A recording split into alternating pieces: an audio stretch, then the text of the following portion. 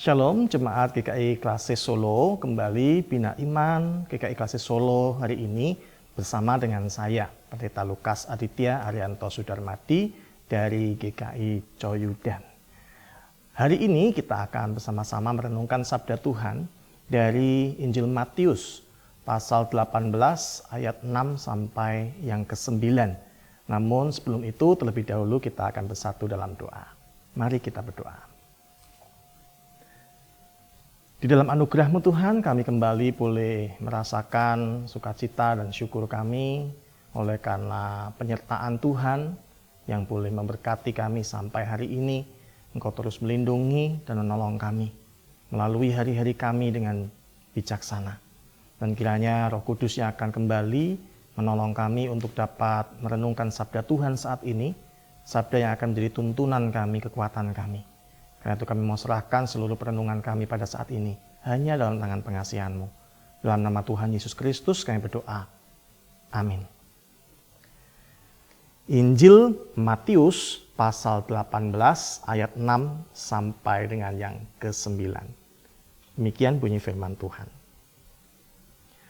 Tetapi barang siapa menyesatkan salah satu dari anak-anak kecil ini yang percaya kepadaku, lebih baik baginya jika sebuah batu kilangan diikatkan pada lehernya, lalu ia ditenggelamkan ke dalam laut.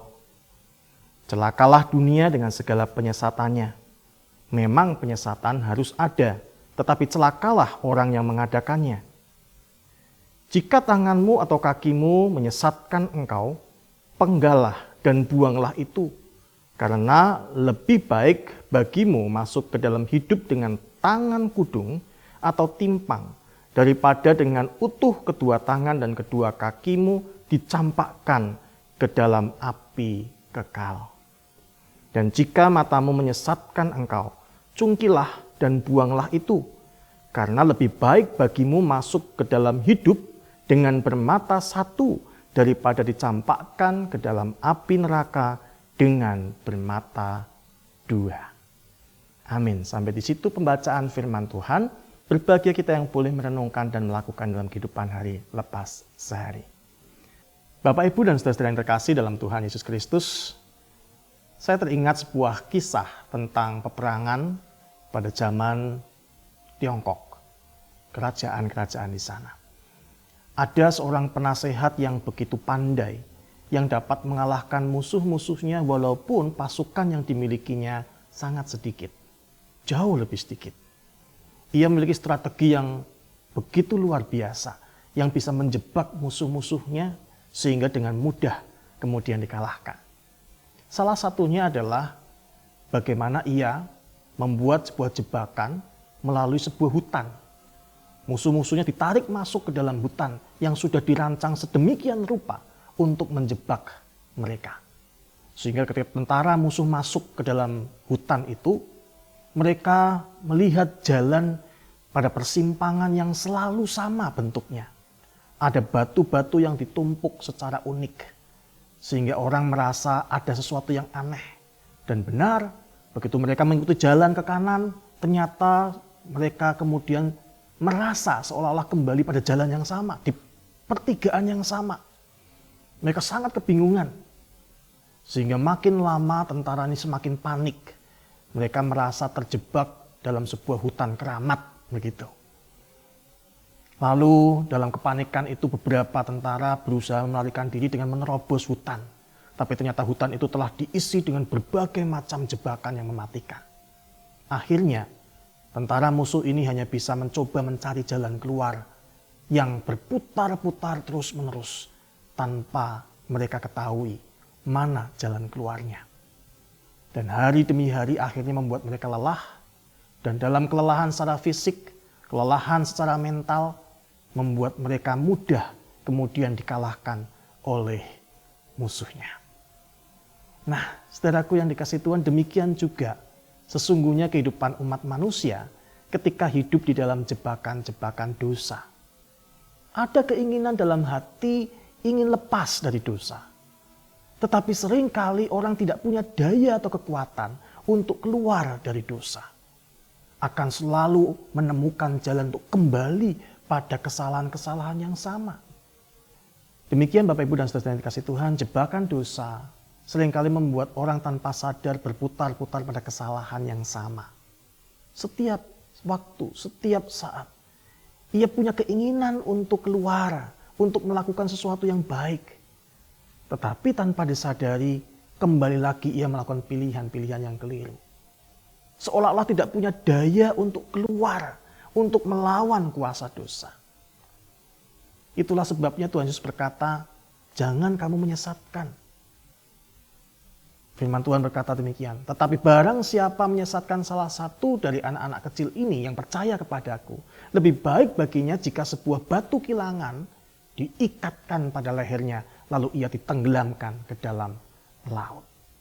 Karena sungguh ketika seorang anak dibesarkan dengan pikiran-pikiran yang tersesat, dengan hati yang keliru, maka sulit baginya untuk menemukan kebenaran karena dia tidak mengenal apa yang benar dan apa yang salah. Demikian pula kita sesungguhnya dahulu tidak mengenal kebenaran. Tetapi hanya oleh karena anugerah di dalam Kristus Yesus yang menunjukkan jalan bagi saudara dan saya. Yaitu hatinya, kehidupannya, perkataan dan perbuatannya. Itulah yang menunjukkan kepada kita bagaimana kita keluar dari jebakan-jebakan dosa. Kematian Kristus di kayu salib sesungguhnya mematahkan kuasa dosa itu. Dan ia dalam kebangkitannya menunjukkan bahwa saudara dan saya kalau mau hidup di dalam Kristus, kita pun dapat bangkit untuk melawan kuasa dosa yang membuat kita terjebak selama ini. Itulah sebabnya firman Tuhan mengajak kita untuk terus memeriksa diri. Apakah kita ada di jalan yang tersesat? Sudahkah kita berada di jalan yang Kristus katakan, akulah jalan kebenaran dan hidup, yang berarti bahwa segala pikiran Kristus, perkataan dan perbuatannya itu yang menjadi jalan kita juga. Itulah jalan satu-satunya bagi kita keluar dari jebakan dosa. Jangan lengah. Buanglah segala kesesatan. Sekalipun mungkin kita merasa rugi, kita merasa kehilangan sesuatu dalam kehidupan kita. Firman Tuhan katakan lebih baik jikalau tanganmu atau kakimu menyesatkan kamu, membuat kamu jatuh dalam dosa, penggal dan buang. Jikalau matamu menyesatkan kamu, cungkilah dan buanglah. Perkataan ini keras, saudara, yang ingin mengatakan kepada kita jangan kompromi dengan dosa. Kalau kita sekali berkomitmen untuk mengikut jalan Kristus, buang segala dosa, segera. Kita diajak, sekalipun harus rugi, mungkin juga kita mengalami rasa sakit dalam penderitaan. Tetapi itulah jalan yang terbaik.